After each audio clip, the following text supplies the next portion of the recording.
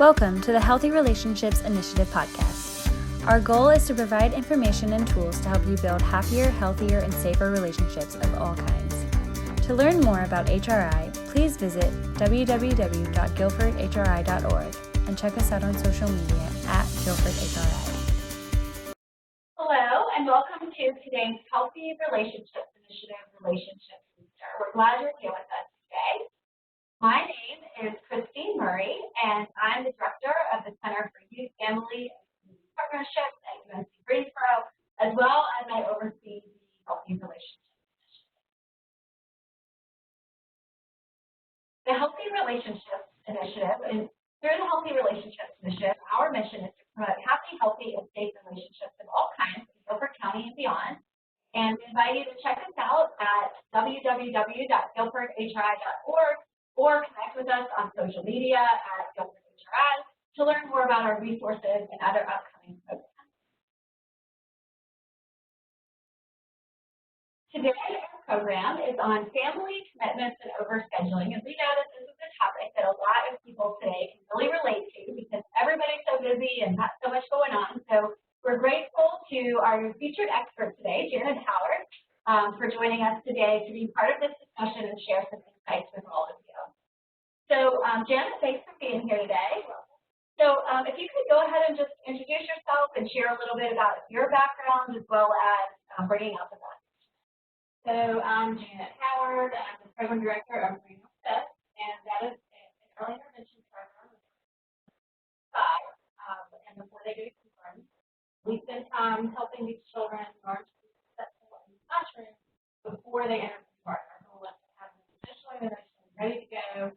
Learning how to regulate themselves, get a group,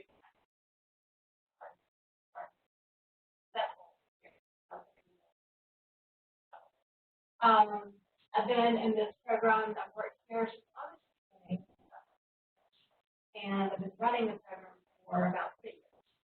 So now I am gathering more staff and trying to get going.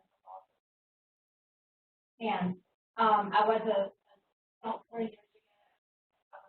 Full counselor, and before that I was a child care. So master's.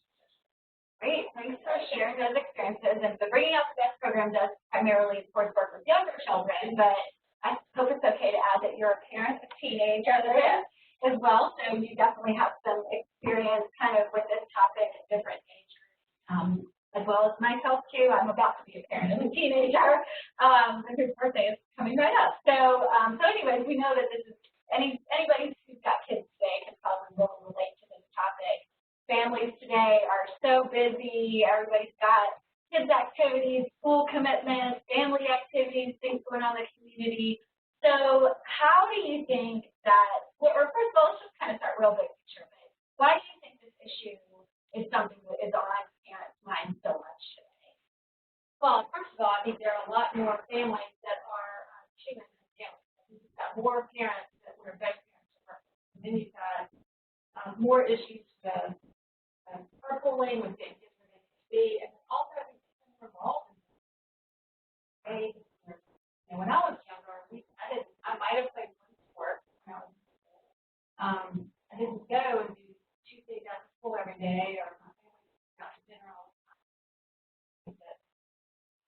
As years have gone by, things change.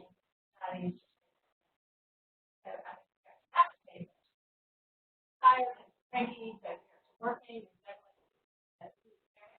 and then I get them a ride, sick and pick them up, and all that. And why do you think it's so hard for people to kind of say no to things or take on, find that fine line and not go into that place? Because you said it is like we are more scheduled. People have more activities.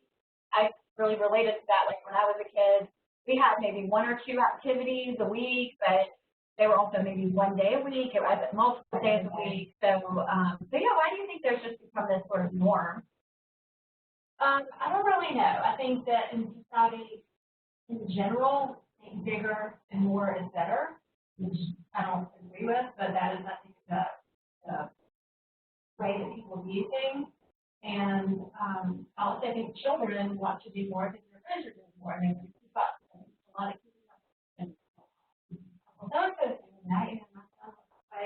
rec baseball, and he wants to do a school sport. Well, I mean, they're going to collab at least twice a week and practice and games and such, and not like racing and the next. But he wants to do that. And we miss out. So it could be a lot of pressure, maybe even the kids feel. They're looking at other activities that their friends are doing. And I think as a parent, too, sometimes you can also feel that pressure. Like, if you don't have your kid in as many activities or not giving them as many opportunities, you might feel like you're making them miss out on that.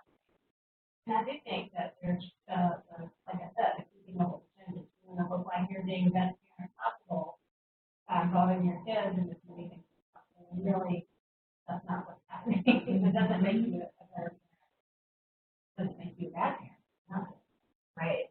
So what do you think in terms of kind of having a schedule? How do you think that families can approach scheduling when they do have so many commitments on the table?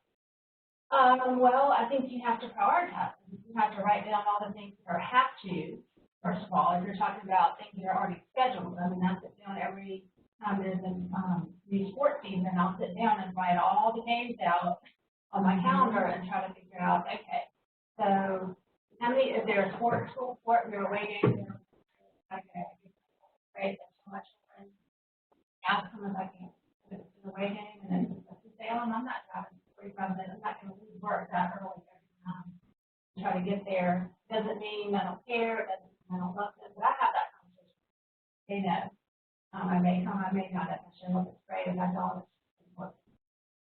You know, so I think you have to give yourself some grace, but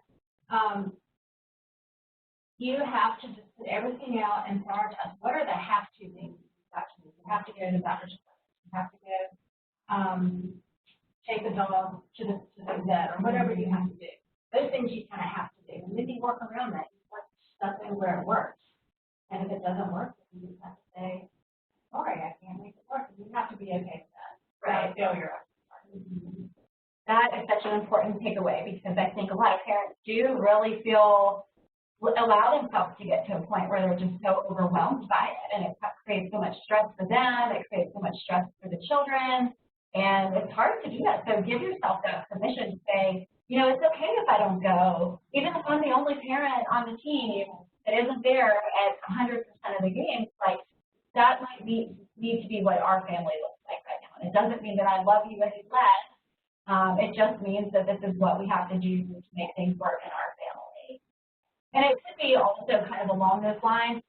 You know, I like how you really mentioned that you really make it a conversation with your children, because you could say, well, you know, let's look at the schedule. Are there a couple away games that would be really important, like this team is your big rival, or you know that this is a team that, you know, is going to be a really intense game, and so you need all the fans there, and help maybe make that a dialogue with the child. It may be, you know, for example, that they would rather you come to 2 away games than 5 home games. Right. Just one example, you know, and not, you know, about your kind of specific situation, but just to give people an example about different ways to talk about things.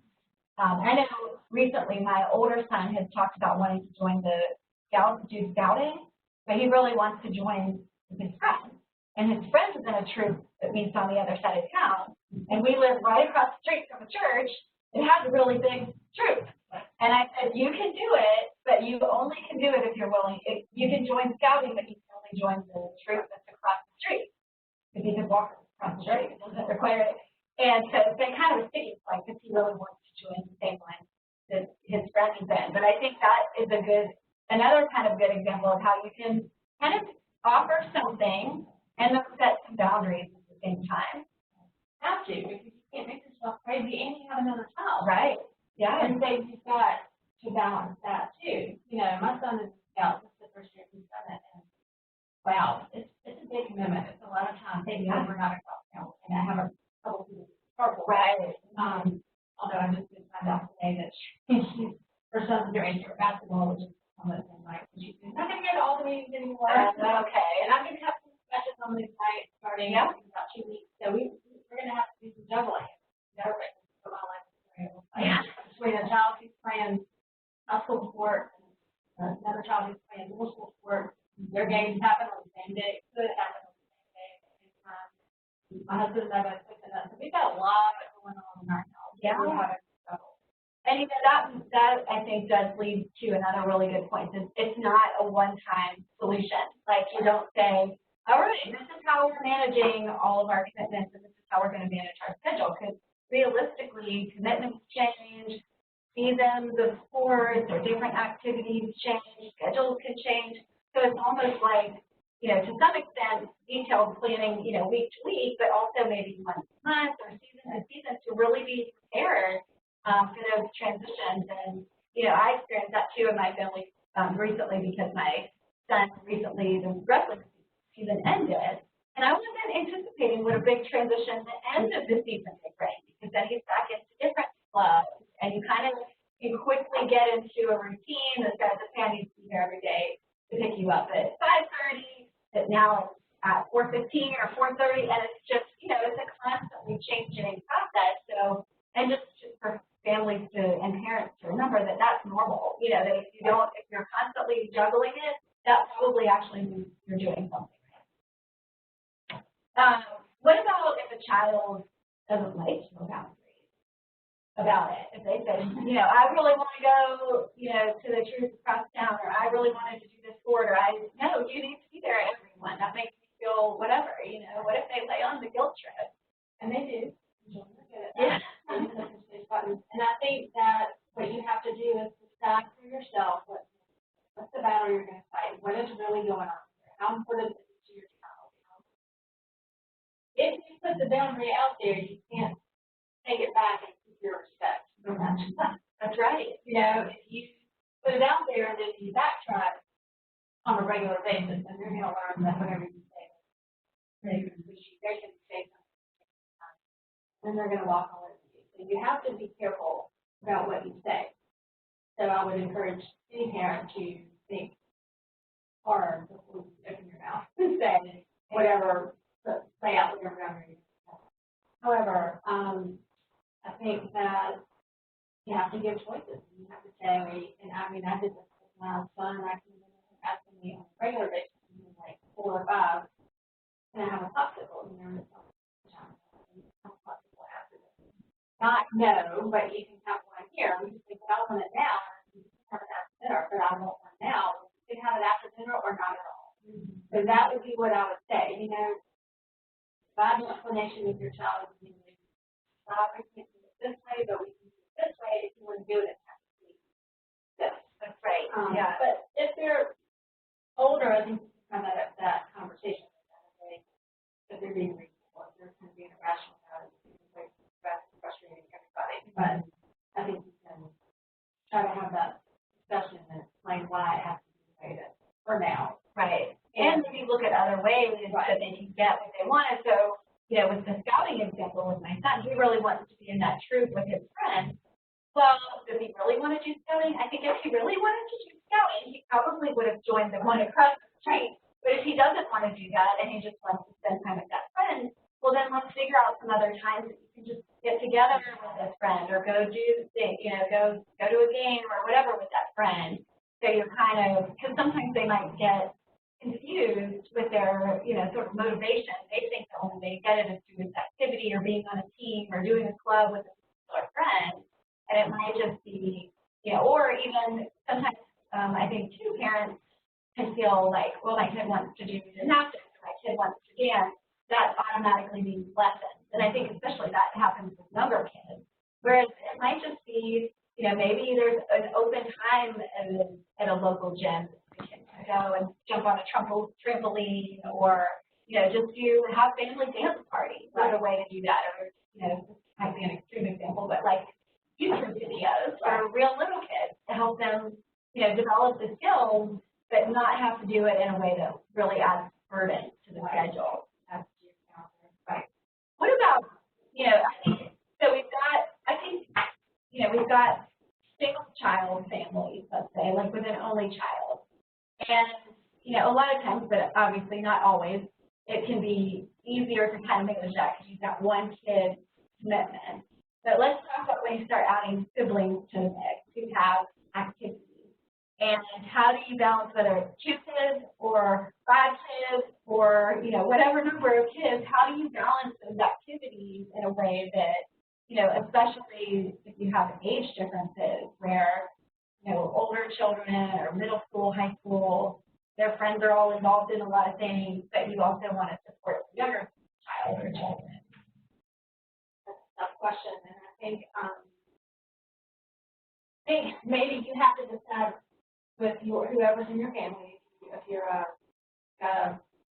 husband or a father figure involved, it's going to be helpful, and I think maybe you sit down and figure out what is really doable, what can we do, is it one activity per child, or are we going to look at, and I think you're going to have to balance it that way. Maybe the child that's in high school is a really incredible soccer player, and they might get a soccer scholarship, so you really kind of need to let them do that so they can work with that goal. So then maybe you put that back to that prioritizing. So that is the way to kind of start plugging in. Dance class work for the younger child, or we can make it as a week. Maybe you give that child a choice, and say, you pick what works and based on what they like, and there's one of these prefer to do. But I think you have to sit down with your significant other and figure out what can you handle and go. And it could look like other people, like some people, if they've got extended family around, I know that sometimes grandparents or other, close family members might be involved in that too. And that's I think that was a question. Yeah, I was kind of hold off on that. But yeah, I did not do what I do. My parents are very helpful, and my husband and I know that. And right. So we're very lucky in that way. But I call my dad often. Stuff off, whatever. And he does it. He often helps me. But also, I cross my fingers to be one child on every team or one activity that's sort of near us, right? And the parent, and then we just work ourselves.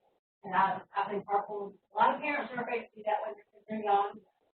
They realize. And especially as kids get older, it's just easier to kind of, And I think that's a good point, because some people are lucky to live in town with extended family, but then other people don't have that. And so for them, it is important to connect with other parents, whether it's in the carpool or even sometimes getting connected to groups in the community or the church or your neighborhood, because it's possible there can be other people who really can help out, with some of that.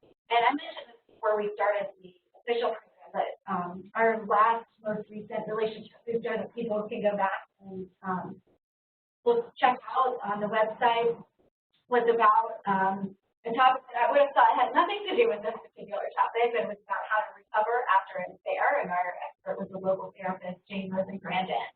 And much to my kind of surprise, she really brought up the fact of travel sports, almost this overcommitment. And I guess, without, obviously not every family that has kids involved in a lot of activities is going to experience something like an affair. Of course, it's probably a pretty small percentage, but I think that it was a real caution to, really still make sure it made time for the family overall, or, the relationship with your spouse or partner. And sometimes I think that divide and conquer approach can lead to another set of problems when it's like you'll hear families will just say, the spouse and the partners will just why don't we never see each other, or just sort of it's happening in the morning and at night and then we're sleeping, because everybody's always running one direction or another. And I think, I'm curious to hear your thoughts about that, because that was kind of surprising to me that she was drawing this link between really what essentially was an overscheduling or being so busy to some real struggles that people can have in their marriage or families in general. And I can, you mentioned that to me, and I'm not surprised at all. I only have one child who's done some travel, and not local with in North Carolina and one in South Carolina. But again, there were times when I was just not somewhere to go.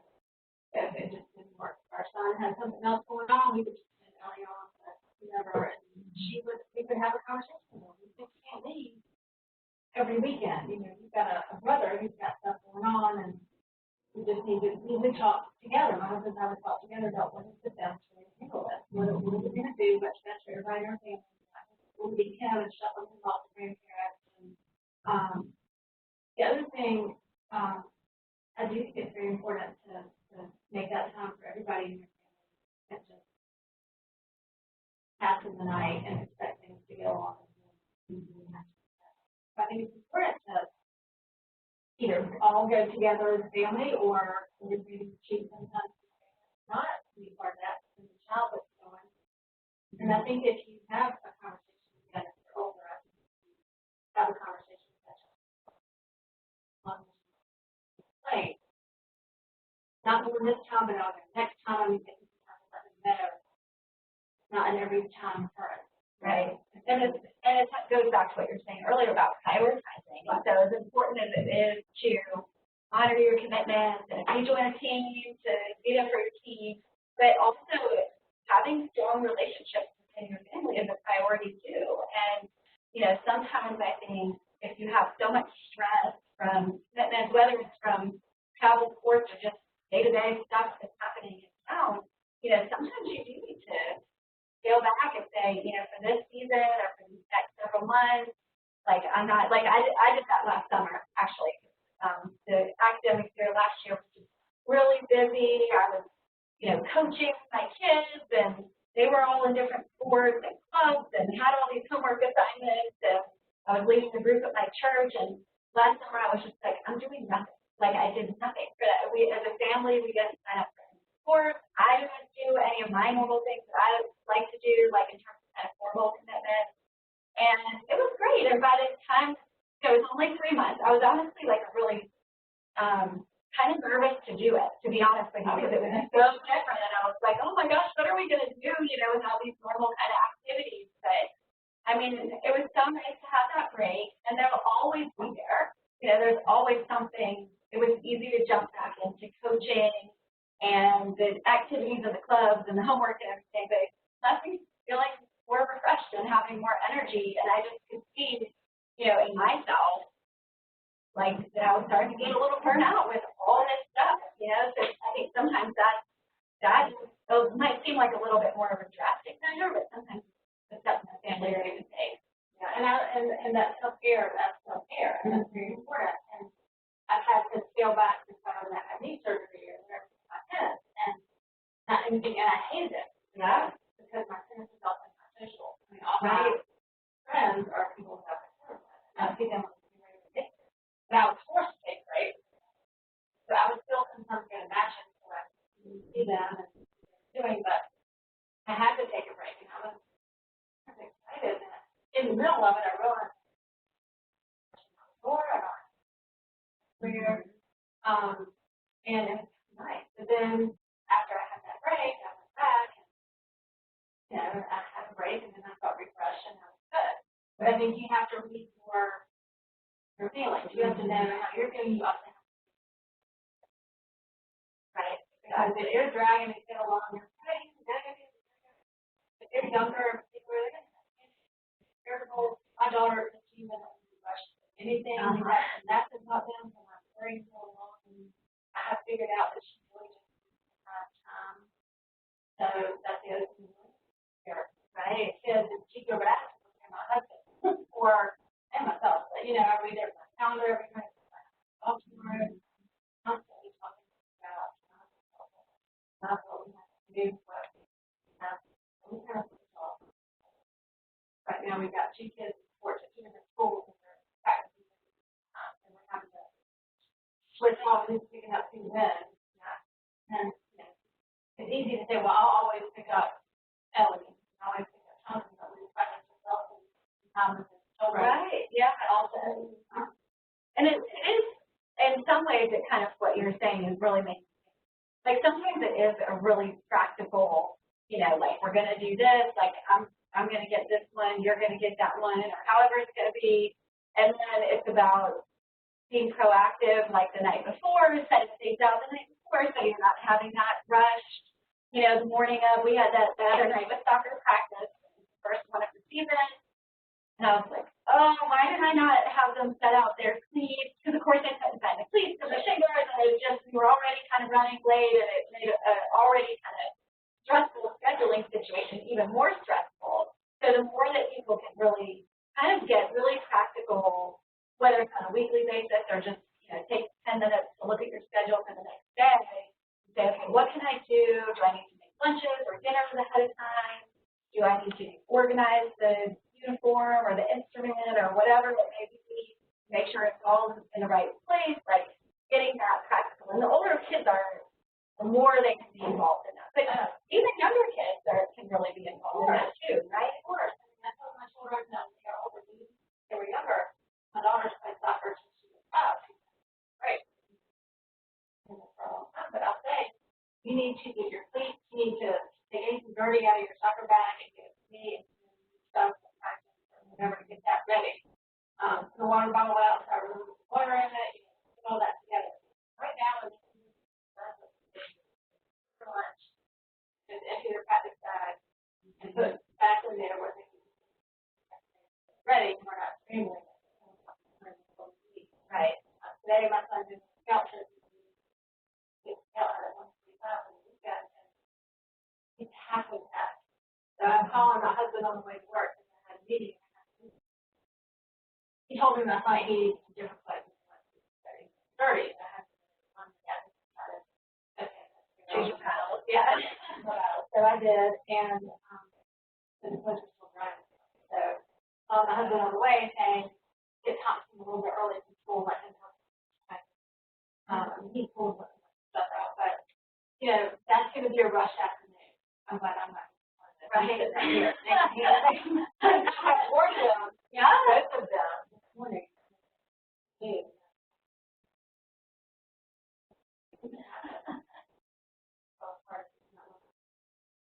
That's right.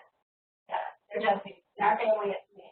and sometimes it is especially as kids get older, the older they get, the more they probably have some natural consequences around. Well, if you forgot your PE uniform, you may not be able to get dressed for PE today, and that's because you forgot it. Or you might not have your shin guards, which means you might be able to play part of the soccer practice, but not all of the soccer practice. It's kind of teaching them those responsibilities and helping them just prepare ahead of time. And they should, at a certain point, start to have more responsibility. If these are commitments and things that they want to do, that really help to do that. What about, I think this is not something that necessarily we were planning to talk about, but I'm curious, I think we're kind of assuming that all kids have a lot of activities and want to do a lot of things. What about when there are kids that don't want to do it? How do you do that, especially if you've got siblings maybe, and one of them's real active and the other's not interested in doing things? To what extent do you push or encourage or require that a kid gets involved in something? That's a really hard question. In fact, I have a friend in a situation he was very introverted, probably a little, he's not even, and then he's got her son who is younger than his daughter, and he is soccer, baseball, all over. And she struggles with this daily. I think she's tried to get her involved in things. And, in her situation, it's a little different. I think that there's other stuff going on that she's trying to, she isn't studying. But I do think you have to give them a choice. But I think they need to be involved in something. School club doesn't have to be a sport, doesn't have to be dance, doesn't have to be but something just to have that social outlet, because that's healthy. It's not healthy, especially in today's world with technology. People are very happy to stay behind the device. And because they think it's social, if they're talking to people on the phone, or if they're playing with other people,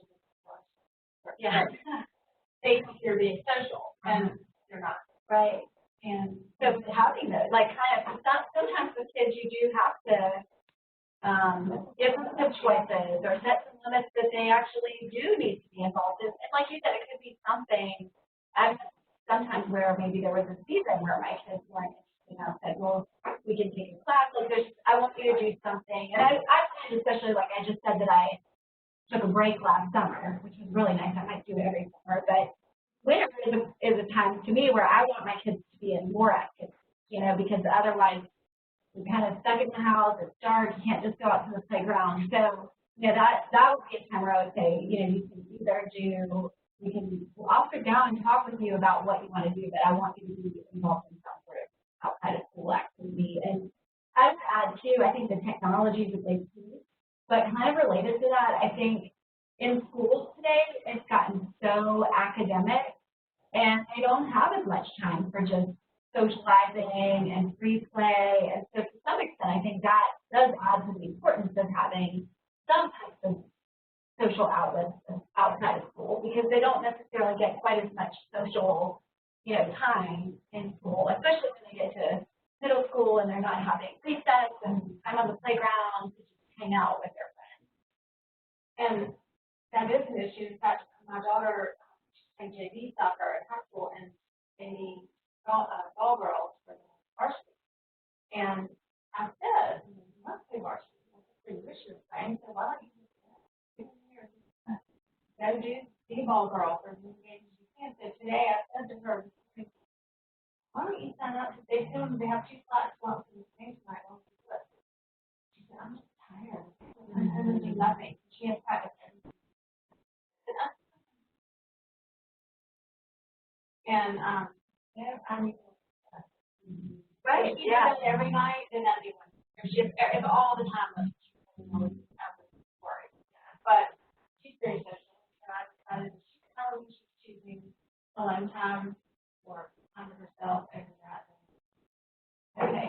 And kind of on a related note, so I've just brought up the idea of a kid who's maybe somewhat resistant to their own activities.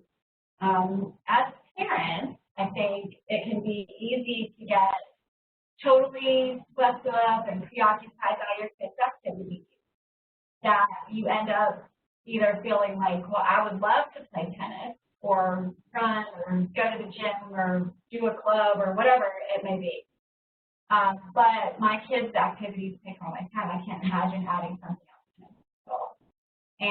And I know you do play tennis a lot, so that, shows that for you, that's something that you've made a priority. That's been something for me too, that, that it's important for me that my kids have time in their activities, but it's also important that I have time, make time for myself.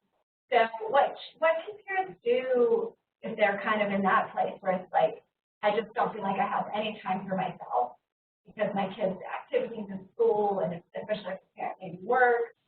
Why is that important, and what can parents do?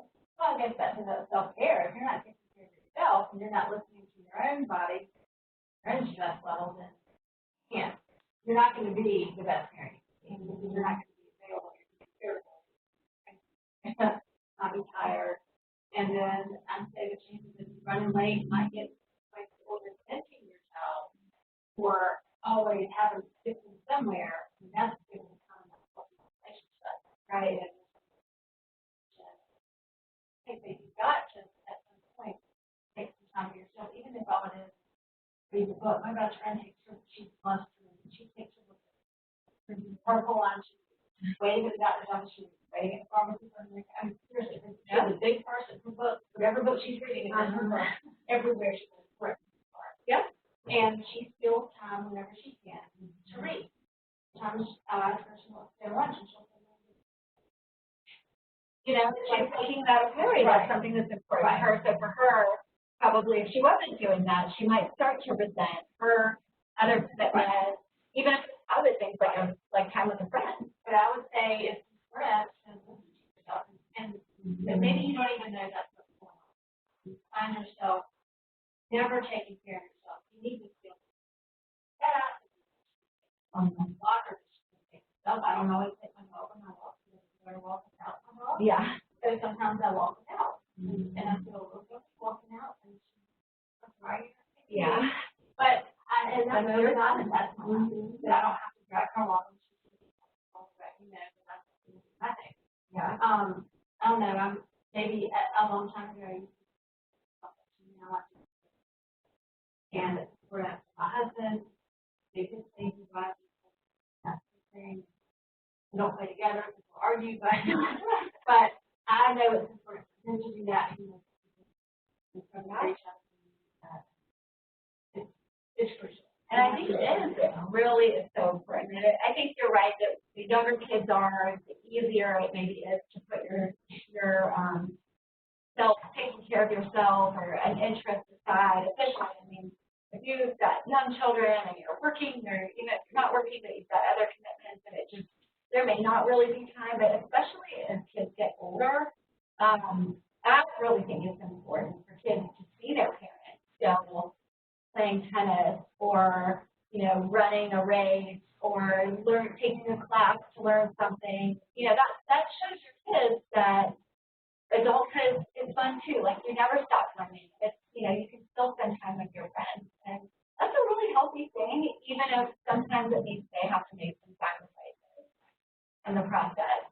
And I think, the other piece of the only other thing that I would add about it too is I just think that, it's also, those are other opportunities for you to connect with other social support, make some friends of your own too, which is just so important, not just for the self-care, but also having that support for your family and your healthy relationship with your family. So the other thing that you said too that just made me think that one thing that I've always tried to do that I think is kind of relevant to this is look at places where you can kind of check off a few boxes at a time.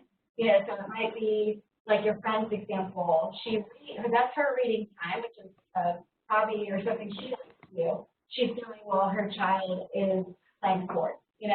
And so are there places where you can get like a lot of bang for your buck for your time, by doing multiple things? So for me, one of the things that's really looked like has been coaching my kids in their sports. So I'm kind of getting a little bit of a workout, running, chasing the kids around the field or the court. I'm volunteering and I'm spending time with my kids, and my kids are in the sport too. So it's kind of, that's one activity, but it's something that is accomplishing a lot of things.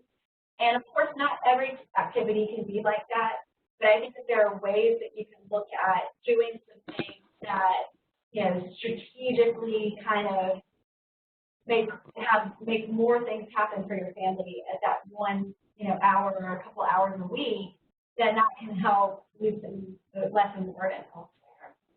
Or even like I have some friends where they join sports teams where the kids can play on the same team together. So the kids are both playing a sport, and of course, if you had a 13-year-old and a 5-year-old, that's not possible. But sometimes if you have a 13-year-old and 11-year-old, especially if the 11-year-old can handle kind of coming up, then there are ways to do that. So, and not to be afraid to do some of those things. I have my friends that 4 boys, or 2 almost, are 2 years apart. Mm-hmm. They often athletes. That's a lot. Mm-hmm. They have played this year at middle school. They put all the teams they've done, they've played together. So she did manage to get all the games she can knock out for those two at one time. Now one's going to get a high school next year, different. But they've also played on a road basketball. So for her, that has worked. Me, that doesn't grow and But as much as you can kind of be strategic about it, sometimes it's taking a family class. We took a family karate class one time only for a few months, but I mean, that was then something that we were all getting our exercise, we were all learning a new skill, so it may not always work out to have them on the same team or something, but to try to be strategic, or maybe you can get them on separate teams, the same time and place for practice or something like that. The more that you can kind of be really strategic about some of these decisions, the better. Let's shift to talking about a few kind of maybe unique barriers that some people might have that might make some of these scheduling issues. So, are there any resources you might suggest around like families that might need support with that might have child care issues or work schedules that make it difficult, or even like transportation types of issues? Like transportation from just to pick up from school? Yeah, or to get to different activities. That's a really tough question. Well, I really don't know. Yeah. I mean, I'm so fortunate my family, but I think once you have to get to know neighbors, you might have to just have one person emergency room, that being the best friend is my best friend, but there are times when that's because my kids, they were doing their own thing. Yeah, me. But the church community, find somebody that can be a support system. Yeah, but like at school, for elementary school anyway, there's a lot of schools have their ACE program. Hey, we need your kids there until this now there's a state law. And that's a really great resource for that kind of thing. I think that there are some places you just have to follow around checklists. Why or places might have a bus that takes picks up maybe depending on what they're doing, but I think this was it might have campus but I think some places you could call. Right. And just see if there's transportation involved for access. So it really sounds like, kind of drawing on informal sources of support, whether it's family, friends, neighbors, really kind of trying to build that network, that village for your family to help support if you do have those considerations. And then also learning more about the more formal resources available in your community. And, I would add to this too, holding activities cost a lot of money, and it can really add up, even things that might not seem like, that much. If you can, have a $50 to sign up for a sports league, and then you have the shoes maybe, or the ball, or whatever else you might need, or if it's an instrument and that. But to really, if families have especially different, difficult financial situations, to ask about scholarships or programs for free in the community. But I think, it's important for our families to, again, going back to the prioritizing issue. You don't want to create more financial stress in your family by overdoing it with this movement, too. I mean, absolutely. Yourself, as a family, can spend all kinds of money on all the courses you can do, all the travel, all that. And they might, one day those kids are going to go away and marry, go to college, whatever they're going to do, and now what? Right? Now you're left with a very, you're going to have an intimate way of playing. All of the time with are gone, right? If you're not saving some of that money or making time for yourself, you're not going to have a clue what to do with that. And I think it's hard. There are things where you just have to read the newspaper. You have to read the child, Moms on Main, and read what they advertise out there about time for camp stuff that is coming out. Look at all that and see what's available. What's involved all the time and stuff going on with our park. All the time. You just have to search for it. And sometimes it is a matter of like calling the local YMCA. They have scholarships for their sports programs or even for camps or different types of financial assistance. Sometimes it's pretty well advertised, and then other times, sometimes you just have to call to ask about that. And sometimes, of course, it is setting limits with children too, and doing that. But I do think that it is important to know that there are resources that are out there, even more formal types of resources. Of course, that informal social support is helpful. But, it is also kind of balancing the resources with also kind of, the thinking strategically or convenience as a parent. Like there might be, your child might want to do, one particular activity, but it's all over town. It costs 3 times as much money. And sometimes it is saying, we're going to do this one, it's closer, we can either walk there or ride the bus there or whatever, and it may not be the program that you want to do, but this is what we're able to do right now, and make that happen. But to know what those resources are is really important.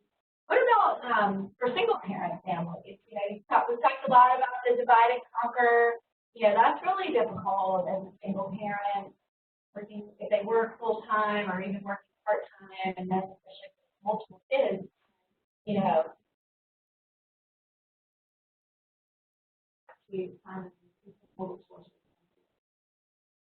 or and saying to your child, one activity involving that child in it. What is most important, right? And then you just have to figure out for yourself, is it worth it? Can I make it work? And figuring out if it's real at this point, right? And then again, but I think that having those little sources are more than one child, she's going to work their off directions. I honestly don't know what ours has based time for each one, right? And trying to figure out yeah, how to pay, right? For ourselves. Yep. If you get free or reduced lunch, you do have to make pay. Oh, okay. Yeah. But to communicate cheaper than a travel sport or but the kids are going to get taken to the games if you're waiting.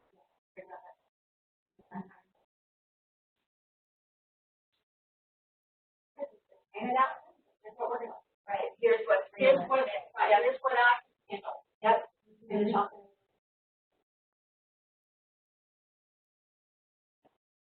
Right. Yeah. And just letting them know. I mean, I think in my experience in single parenting, I think sometimes you have to say, you know, we can't compare ourselves to these other families. And that could be true for single parents. It could be due to financial reasons. It could be, you know, you have parents who are together, but you've got 5 kids, and you know, you can't.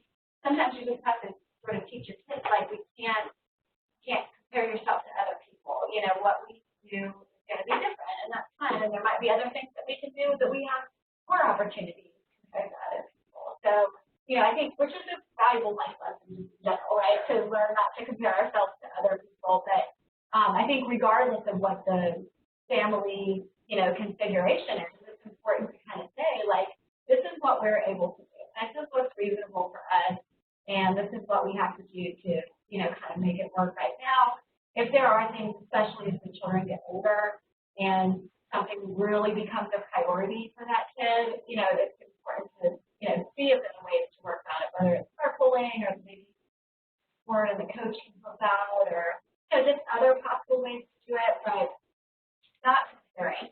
I just think is so important because, you know, every family has to figure out how to balance these things. The other thing you mentioned earlier, your family, like your husband has a very flexible work schedule, and if you've got a really flexible work schedule, you might work the same number of hours as somebody, but if somebody's like, they have to clock in, you know, be there for 40 or more hours, and they really can't leave, well, that makes things more complicated too, you know, so you just have to kind of really look at what's reasonable for you and then not compare based on whatever those different, you know, unique context of your family is. there are a lot of families that do more for their kids, like you mentioned earlier, than you even want to do. Right. You don't think it's helpful. And that's just more family value, or the way your family works. And people to not feel that pressure having to do 3 different works or 3 different things, theater all at the same time, just because everybody else does and stay alive. I'm not. That's not what our family does. Right.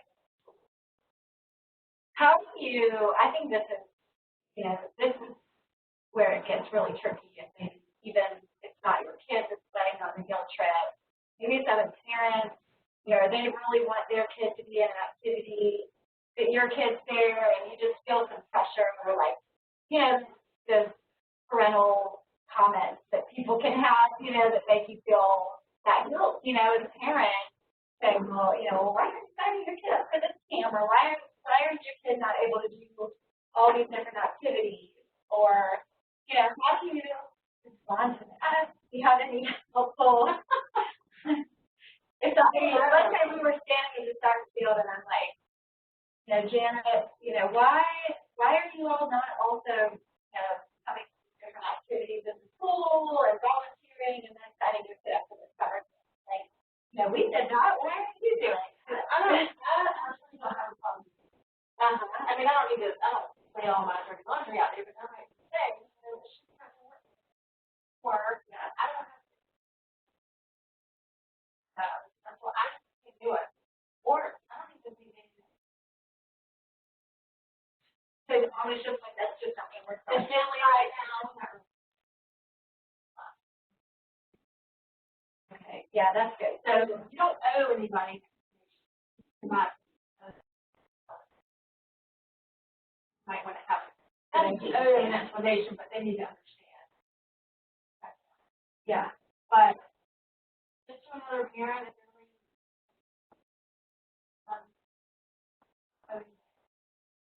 so just kind of know your response and then stick to it, right? You don't have to be convinced or talked into doing something that you know isn't right for yourself or for your family. Mm-hmm. Yeah, and I think that happens a lot. And I think that, what should someone do if they have, what should you do if you're mid-season or activity and you're like, whoa, too much. This was a big mistake. I should never have signed my child up or my children up for something.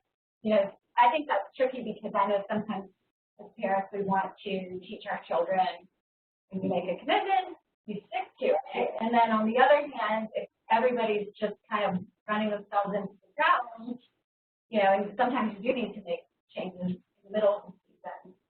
What would you suggest then? because in our family that would be part of that hard on that.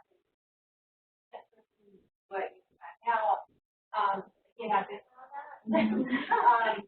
But I think what you do is try to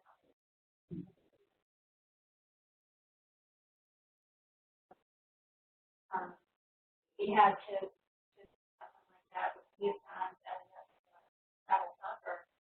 Well, soccer team in the fall, and she soccer team didn't know ahead of time in our come to every practice and fish off. Well, guess what? The practice soccer, and she couldn't miss cross country, and really wanted to do that school related. So we ended up soccer coach, and he was 19 years old.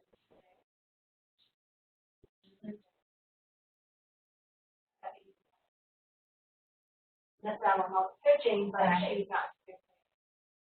And we just had to be okay with that, but didn't want her to quit on it. Right. And so sometimes it is about talking to a coach or a teacher or some kind, a program director or something, explaining the situation, and kind of advocating for yourself, in that situation. And sometimes you can stick it out till the end of the season or class or whatever the commitment is, and then other times, you do have to be realistic and shift course in the middle. And so I know we're sort of coming to the end of our time for today. So what do you hope are some of the big takeaways when we'll walk away from our discussion? So I think it's important for people to find something like that and really think about what's realistic. Anybody in your family that's involved, partners, kids, whoever, you have to communicate to everybody. Okay, here's what we're going to do. Really doesn't do anybody any good if you're throwing things at them at the last minute or making changes at the last minute. And that's just way too much. Not everybody there. But also, I think taking care of yourself and being able to say and how not. When you have that. Right. Mm-hmm.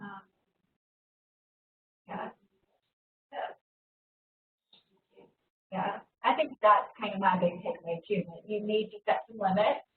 And kind of related to that, I would say just generally for parents to keep in mind that there's going to be no real activity that a child or even as an adult that can do that would be more important than having healthy relationships in your family and peace in your family. And if that doesn't mean you're not going to have some stress from time to time, but really prioritizing your own mental health, your own self-care, as well as those relationships. Because it sounds like, this may not seem like quite as serious of a topic as some of the other things that we talked about, but it is a lot of stress and really can lead to the breakdown of a lot of relationships. And so just for people, what I hope people kind of take away from everything we talked about is just how important it is to make sure that the relationships, keeping those relationships strong, keeping your own self healthy, make sure that's on the list of those priorities. Amidst all the activities and whatever other things people are involved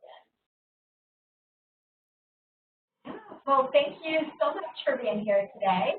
And we hope that those of you who are here to join us got some good tips out of today's program and some different ways to think about commitments and scheduling in your family.